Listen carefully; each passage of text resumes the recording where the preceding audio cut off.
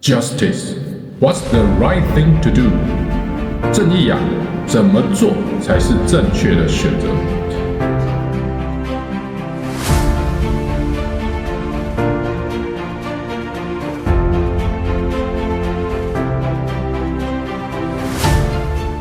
今天好不容易啊，要来好好的跟大家介绍我之前提过由哈佛大学著名的哲学系教授 Michael Sandel桑德尔教授呢鼎鼎大名非常有名的一门课，就是正义课。以前我们就有做过一个影片讨论到这个人与其他动物的关系。我们都知道动植物有生命，人也有生命，但是很多人呢始终会停留在一个层面，就是认为说人跟动物一样都只有五感。真的吗？你想一想哦，动植物为什么感官的接收就不太一样，而人又真的只跟一般的动物或哺乳类动物一样都只有五感吗？五感就是看到、听到、闻到、尝到还有摸得到，这五种感觉。我要问大家一个问题哦，你相信人是有灵魂的吗？如果人有灵魂的话，究竟我们所谓的五感它能够去让灵魂感受到，而进而影响灵魂，但是有没有人的行为或者说人的意志它是超越五感之上的？我认为有，那个也是一般人常会说的，就是道德。所以桑德尔教授的正义课 Justice 其实本质上就是一个关于什么是道德的课。在桑德尔教授的这一门正义课，我们可以更好好来认知一下人的道德律究竟你是相信哪一种。桑德尔教授的这个课里面呢，有提出许多经典的案例。那我们今天看的是第一课，谈到了电车难题。他喜欢通过提问跟讨论来引导学生思考复杂的道德问题，而不是直接给出答案。虽然呢，大家可能不见得有那个能力，可以考进哈佛大学。不过呢，今天就让我们抱着一个当作自己是哈佛大学生的心态一起坐在课堂上，好好的来听听看这堂课，而且当中呢，你也可以好好来思考你的回答跟其他同学是不是一样哦。我们一起来看吧 ，Let's go。This is a course about justice, and we begin with a story. Suppose you're the driver of a trolley car, and your trolley car is hurtling down the track at 60 miles an hour, and at the end of the track you notice 5 workers working on the track. You try to stop, but you can't. Your brakes don't work. You feel desperate because you know that if you crash into these 5 workers, they will all die. Let's assume you know that for sure. And so you feel helpless until you notice that there is, off to the right, a side track. And at the end of that track, there's one worker working on the track. Your steering wheel works, so you can turn the trolley car, if you want to, onto the side track, killing the one, but sparing the 5. Here's our first question. What's the right thing to do? What would you do? Let's take a poll. How many would turn the trolley car onto the side track? Raise your hands. How many wouldn't? How many would go straight ahead? Keep your hands up, those of you who would go straight ahead. A handful of people would. The vast majority would turn. Let's hear first. Now we need to begin to investigate the reasons why you think it's the right thing to do. Let's begin with those in the majority who would turn to go onto the side track.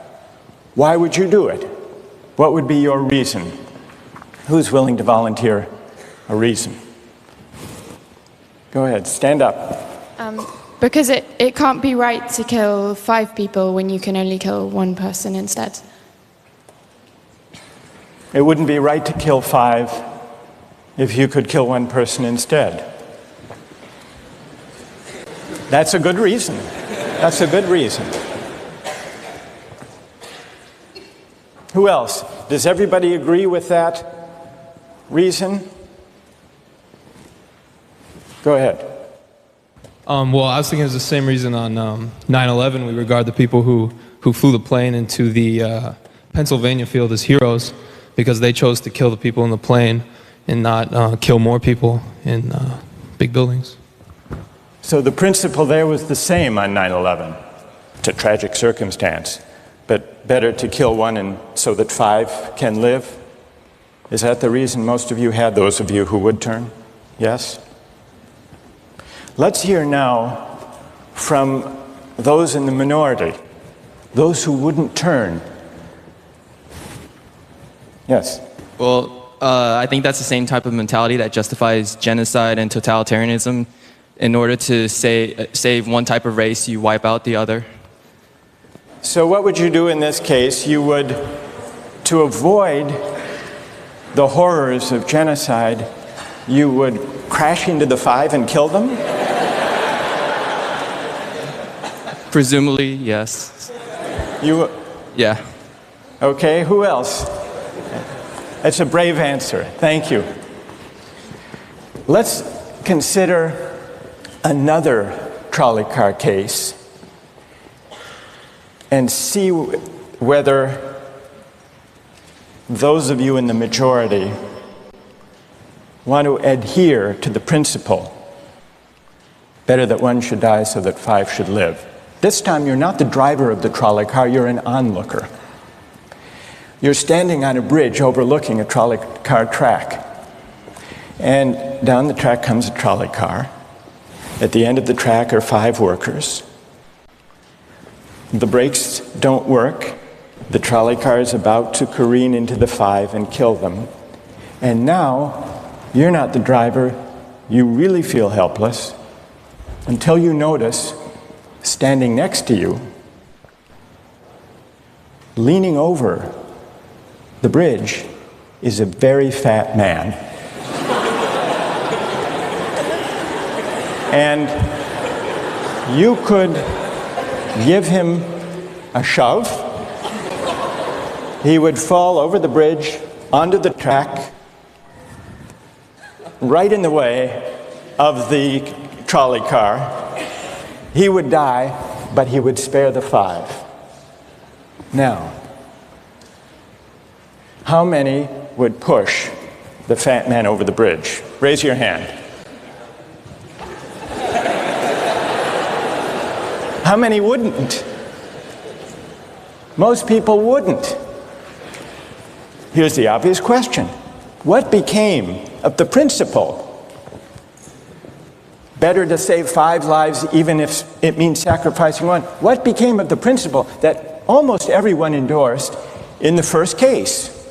I need to hear from someone who was in the majority in both cases. How do you explain the difference between the two? Yes? The second one, I guess, involves an active choice of pushing the person down, which I guess that person himself would otherwise not have been involved in this situation at all. And so to choose on his behalf, I guess, to involve him in something that he otherwise would have escaped is, I guess, more than what you have in the first case, where the 3 parties, the driver and the 2 sets of workers are already, I guess, in the situation. But the guy working, the one on the track off to the side, he didn't choose to sacrifice his life any more than the fat man did he? That's true, but he was on the tracks. And you... This guy was on the bridge. Go ahead, you can come back if you want. All right, it's a hard question. All right, you did well. You did very well. It's a hard question. Who else can find a way of reconciling the reaction of the majority in these 2 cases? Yes? Well, I guess in the first case, where you have the 1 worker and the 5, it's choice between those 2, and you have to make a certain choice, and people are going to die because of the trolley car, not necessarily because of your direct actions. The trolley car is a runaway thing, and you're making a split-second choice, whereas pushing the fat man over is an actual act of murder on your part. you have control over that, whereas you may not have control over the trolley car. So I think it's a slightly different situation. All right, who has a reply? No, that's good. Who has a way? Who wants to reply? Is that a way out of this? I don't think that's a very good reason, because you choose to. It's either way you have to choose who dies, because you either choose to turn and kill the person, which is an active conscious thought to turn, or you choose to push the fat man over, which is also an active conscious action. So either way you're making a choice. Do you want to reply? Well, I'm not really sure that that's the case. It just still seems kind of different, the act of actually pushing someone over onto the tracks and killing him. You are actually killing him yourself. You're pushing him with your own hands. You're pushing him. And that's Right. different than steering something that is going to cause death into another. You know, it doesn't good. really sound right saying it now. No, it's good. But I'm up here. It's good. What's your name? Andrew. Andrew. Let me ask you this question, Andrew. Yes. Suppose standing on the bridge next to the fat man, I didn't have to push him. Suppose he were standing over a trap door that I could open by turning a steering wheel like that.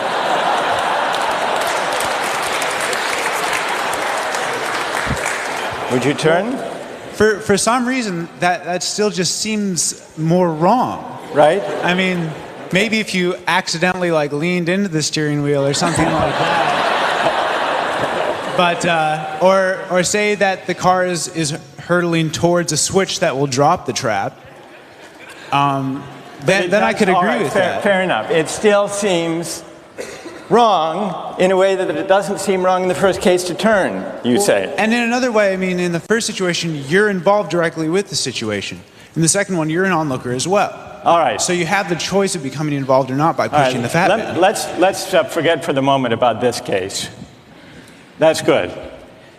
Let's imagine a different case. This time you're a doctor in an emergency room, and 6 patients come to you. They've been in a terrible trolley car wreck.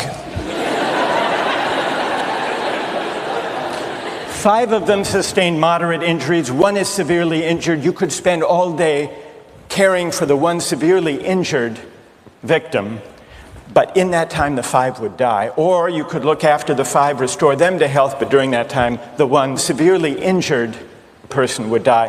How many would save the 5? Now is the doctor. How many would save the 1?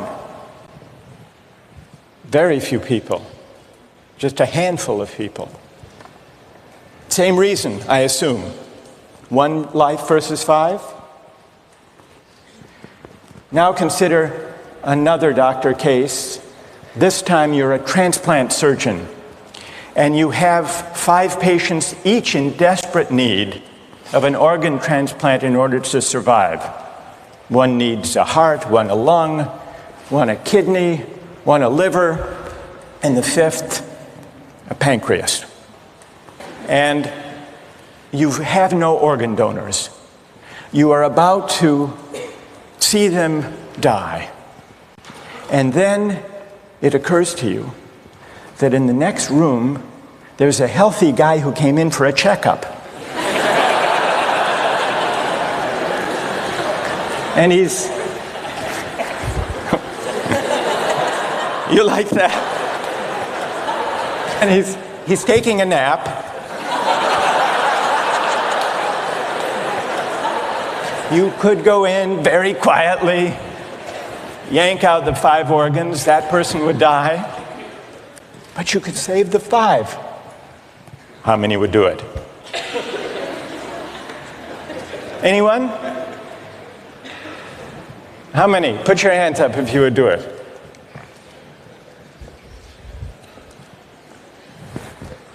Anyone in the balcony? You would? Be careful, don't lean over too much. What? How many wouldn't? All right, what do you say? Speak up in the balcony, you who would yank out the organs. Why? I'd actually like to explore a slightly alternate possibility of just taking the 1 of the 5 who needs an organ who dies first, and using their 4 healthy organs to save the other 4. That's a pretty good idea. That's a great idea,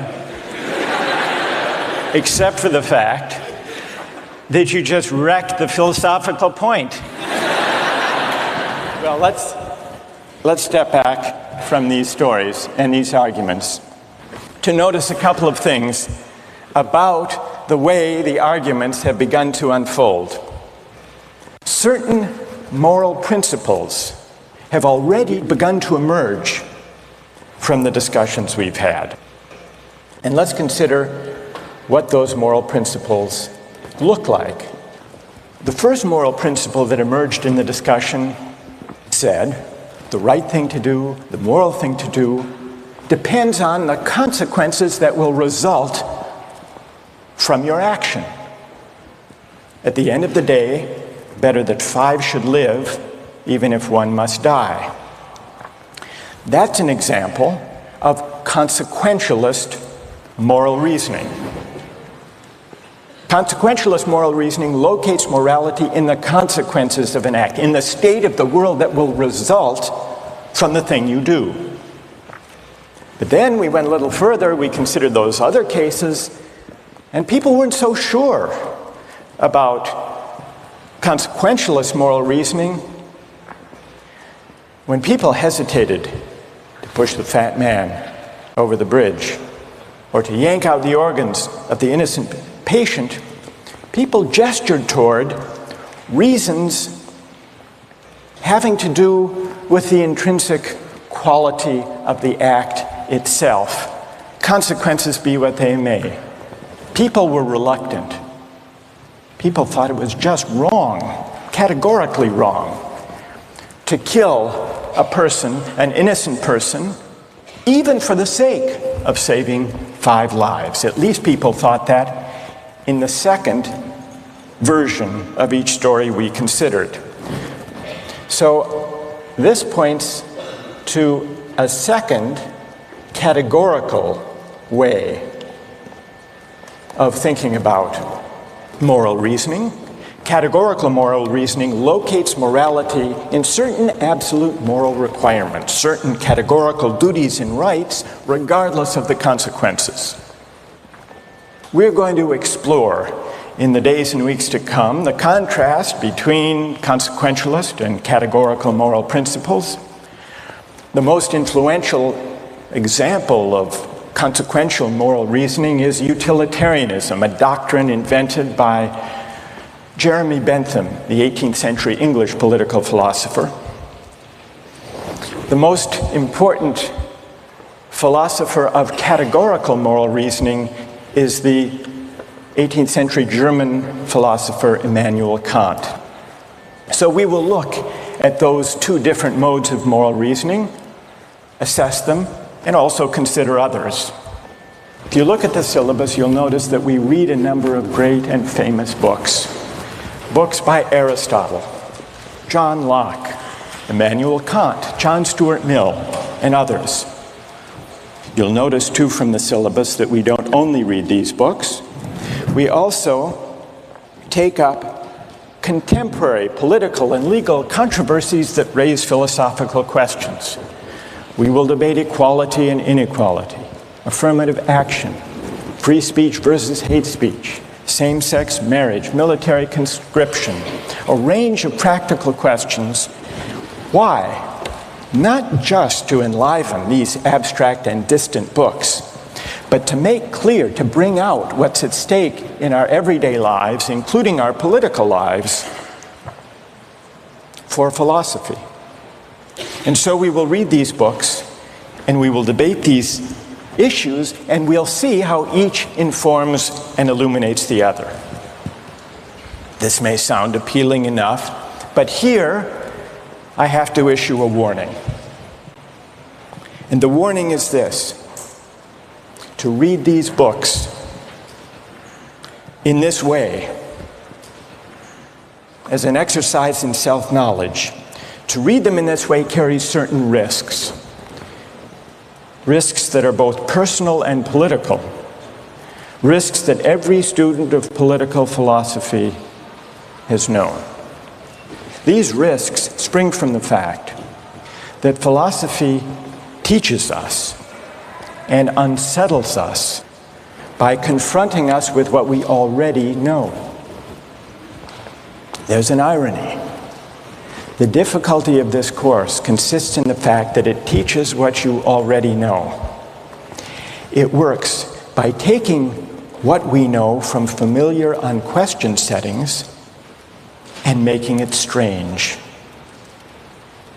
That's how those examples worked. The hypotheticals with which we began, with their mix of playfulness and sobriety. It's also how these philosophical books work. Philosophy estranges us from the familiar, not by supplying new information, but by inviting and provoking a new way of seeing. But, and here's the risk, once the familiar turns strange, it's never quite the same again. Self-knowledge is like lost innocence. However unsettling you find it, it can never be unthought or unknown. What makes this enterprise difficult, but also riveting, is that moral and political philosophy is a story, and you don't know where the story will lead, but what you do know is that the story is about you. Those are the personal risks. Now what of the political risks? One way of introducing a course like this would be to promise you that by reading these books and debating these issues, you will become a better, more responsible citizen. You will examine the presuppositions of public policy. You will hone your political judgment. You will become a more effective participant in public affairs. But this would be a partial and misleading promise. Political philosophy, for the most part, hasn't worked that way. You have to allow for the possibility that political philosophy may make you a worse citizen rather than a better one, or at least a worse citizen before it makes you a better one. And that's because philosophy is a distancing, even debilitating activity. And you see this going back to Socrates. There's a dialogue, the Gorgias, in which one of Socrates' friends, Callicles, tries to talk him out of philosophizing. Callicles tells Socrates, philosophy is a pretty toy if one indulges in it with moderation at the right time of life. But if one pursues it further than one should, it is absolute ruin. Take my advice, Callicles says. Abandon argument. Learn the accomplishments of active life. Take for your models not those people who spend their time on these petty quibbles, but those who have a good livelihood and reputation and many other blessings.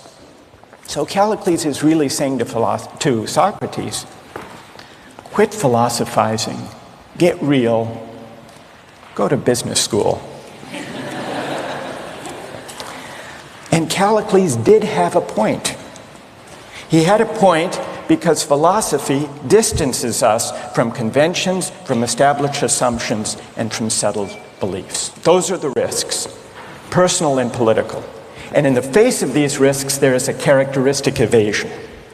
The name of the evasion is skepticism. It's the idea, well, it goes something like this. We didn't resolve once and for all either the cases or the principles we were arguing when we began. And if Aristotle and Locke and Kant and Mill haven't solved these questions after all of these years, who are we to think that we here in Sanders Theater over the course of a semester can resolve them? And so maybe it's just a matter of each person having his or her own principles and there's nothing more to be said about it. No way of reasoning. That's the evasion of skepticism, to which I would offer the following reply. It's true, these questions have been debated for a very long time.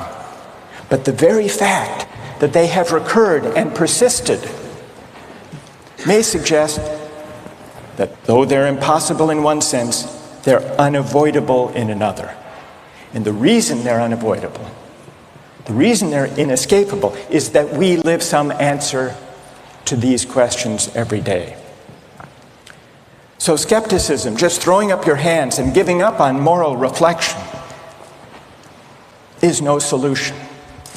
Immanuel Kant described very well the problem with skepticism when he wrote, "Skepticism is a resting place for human reason, where it can reflect upon its dogmatic wanderings, but it is no dwelling place for permanent settlement.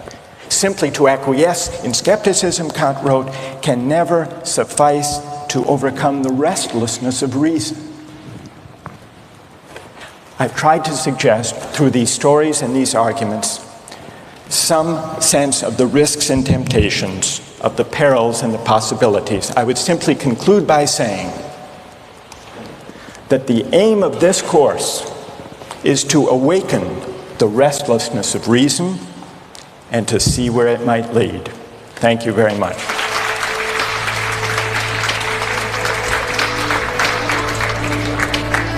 好，不知道你看怎么样？我第一次看的时候，我觉得非常的精彩。当然啦，这里面有一些东西是我本来就知道的。不过呢，看到桑德尔教授这么完整的再重新用一个非常有次序的方式，一步一步带领我们去思考道德更深的含义的时候，我仍然认为电车难题这一个例子呢，是非常非常好的一个敲门砖，带领人们去思考道德的一个初始点。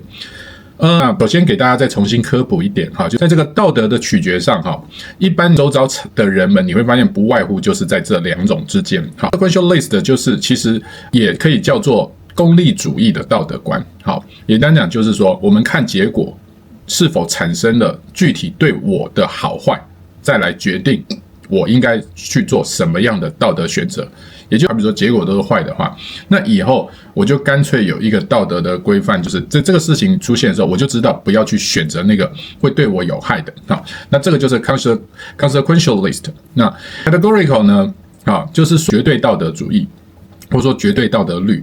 那绝对道德律的大师呢，康德是一个在哲学上非常非常重量级的人物。事实上可能有很多人不晓得，其实康德事实上他也是一个非常虔诚的基督徒，而且他在基督教的历史上他也是一个非常著名的神学家。这边我们就不讨论神学我们纯粹讨论康德他的这个哲学观。第一个就是说，康德认为呢，人的理性其实是有极限的。他认为人的理性是不可能去理解跟解释一切的事物。这一点呢，其实我们现代很多人都受了所谓启蒙运动以来的理性主义的抬头。很多人呢，在科学不断的进步发展之下呢，就认为呢，理性是最高的一个原则或标准。但你会发现理性究竟是最高的原则或标准，还是理性它只是理解事物的一个工具？这个的看法，你如果有不同的一个取决的话，你会发现你对理性的理解就会完全不同。我个人呢，就认为理性是一个探索真相的工具，但是我个人坦白说，我是倾向所谓的绝对道德主义者的，也就是康德所说的这个 categorical 的。康德认为呢，理性分成两个部分，一个是叫纯粹理性，一个叫做实践理性。纯粹理性就是人类对世界的一个认识能力，它可以负责理解跟解释现象。好比说我们现在在发展的科学，它就是一个纯粹理性的过程，对吧？但是康德认为每个人的理性都是有一定的边界的。其实这个并不难理解我举一个很简单的例子在我以前国中的时候呢，老师讨论到这个爱因斯坦的广义相对论，因为时间它只是一个向量，对于很多那个时候我们的同学来讲呢，就非常的不能理解。因为很多人那个时候他就困在一个阶段，就是我自身的存在，我每分每秒的经过都是按照一秒钟一秒钟的时间。那我如果存在，我只会顺着时间往前进，这时间怎么可能还扭曲呢？其实在当初爱因斯坦提出来相对论的时候呢，在理性上很多人是过不去的。换句话说，每个人他都有他理性的一个极限，所以康德才认为说，在理性当中你不可能去理解形而上的东西，好比说上帝，好比说什么是自由，好比说灵魂的不朽等等，好比说到底对人而言什么样叫做真自由，这个就是一个你无法用理性可以去理解的东西。好，那康德也相信另外一种理性叫实践理性，相较于纯粹理性之外，实践理性它就是可以涉及到所谓道德和伦理的问题。他就提出了一个叫道德律令，也就是 categorical imperative。那这个呢，这是一种他认为普遍适用的道德，即使纯粹理性无法证明上帝的存在，但是实践理性需要假设有上帝、自由和灵魂的不朽，以维持一个道德的法律的基础。听起来啊，你可能会很不服气，你会觉得说，凭什么我必须要有这样的一个前提？其实大家不知道有没有发现，很多事物的一个辩论，到最后它没有办法绝对的去区分出到底谁对还是谁错，而只能在于区分的是你相信的道德是哪一种价值。电车这个案例里头出现一个很大的分别，在于就是所谓的无辜这件事情。如果一个人对无辜这有感觉的话，或者说很敏锐的话，那你就会发现 categorical 的人他会比较重视强调的是在行为当中有没有人是无辜的，是冤枉的。那如果是结果道德论的话，他就谈到的是结果对于身体是否有益处，或者说是否无害。所以呢，对于是否这里面会牺牲无辜，相对的就没那么看重。这就好像我举一个简单的例子，这就好像为什么保守主义这个普遍坚持反堕胎，那左派这边呢就普遍坚持是人不但可以堕胎，人甚至可以自由的来决定什么时间点堕胎。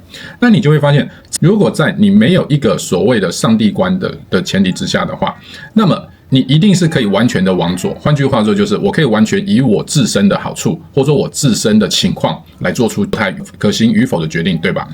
现在我不是在论对错，我只是在举个例给大家听。就好像左派为什么坚持说，很多的母亲她是没有能力，她是好比说她是弱势家庭，她的经济非常的拮据的情况下，没有能力去抚养一个孩子，那么她自己都觉得她的经济能力无法带给一个孩子幸福，那么她就可以来打掉自己的孩子。那这个逻辑呢，逻辑上来讲没有错，因为你这个纯粹只是理性逻辑。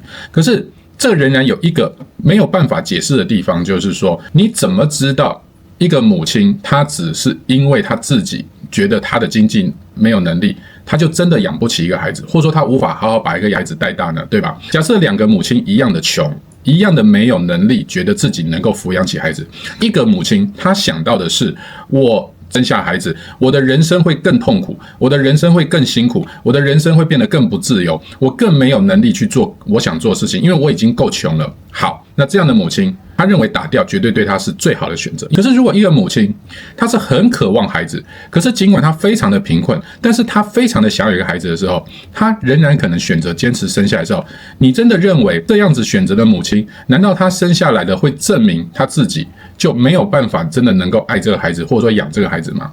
所以我们刚刚可以发现到，一个是你对孩子的渴望，那你对孩子的渴望差别仍然在于你是怎么去看待孩子这个价值的。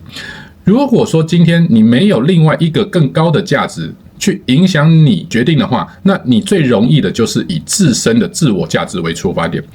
如果一个人他觉得上帝够爱他，而他觉得他的生命是被造的，是被喜悦，是被爱的话，那么这个道德观念就很有可能会影响他去看待他自己还未出生的孩子，他可能就不从自身的角度去出发。我们换句话讲，牺牲奉献本来就是这样子来的，世界上没有一个爱是不透过一定程度的牺牲与奉献的，对吗？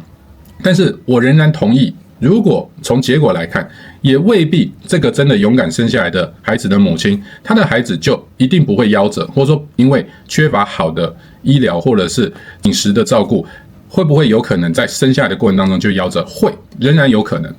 但是问题就在于是你到底要用结果论，还是你要用另外一个的标准来看？所以这个就是右派跟左派会有很大的一个差别。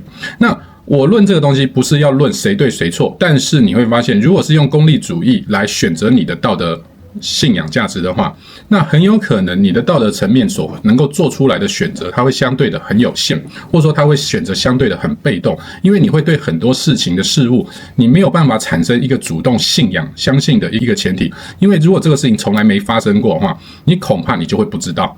其实在中国历史上最接近康德主义的人是谁呢？是墨家的墨子。因为墨子墨家相信杀一人以利天下而不为。我不知道大家有没有听过这句话。墨家相信就是如果杀了一个人对天下是有好处，我也不去做它。因为墨家相信你对一个人的看法如何，对整个天下的结果也是如何。或者一个人的道德态度就是对全体世界的道德态度。所以我才说，墨家其实跟康德的绝对道德观其实很好玩，这个是在中西两边的思想体系里头其实是高度一致的。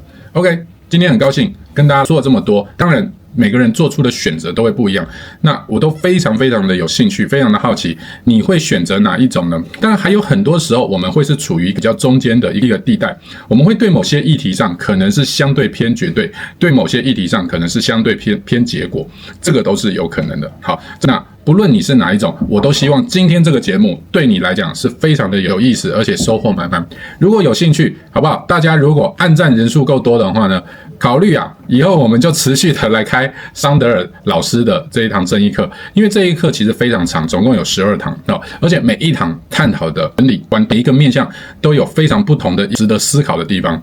那么如果按赞人数够多，我们就考虑继续来开课。OK， 希望今天的节目你会喜欢。我们这边是超级神队友，我们就下部影片再见，拜拜。如果墨子站在桥上，恐会自己跳下去挡火车。Yes, we know the cornerstone is Christ alone.